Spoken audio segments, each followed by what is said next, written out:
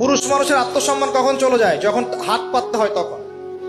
যখন আপনি রিজিকের সোর্স তৈরি করেছেন, আপনি স্বাবলম্বী, আপনি মাশাআল্লাহ মাসে 10-20-30 হাজার টাকা আর্ন করেন বা 1 লাখ 2 লাখ টাকা আর্ন করেন, আলহামদুলিল্লাহ, কারো কাছে হাত পাততে হয় না, সবাই দেখবেন আপনাকে সম্মান দিবে।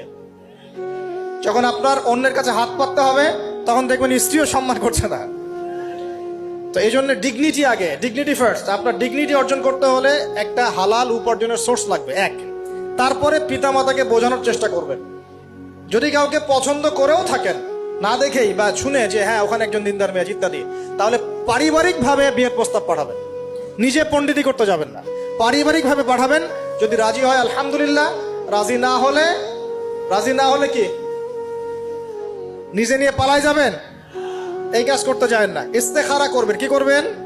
ইস্তেখারা। 2 রাকাত নফল নামাজ পড়ে আল্লাহর কাছে দোয়া করবেন। হিসনুল মুসলিম বইটা কিনবেন, ওখানে দেখবেন ইস্তেখারার দোয়া আছে। ইস্তেখারা মানে হচ্ছে আল্লাহর সাথে পরামর্শ করা।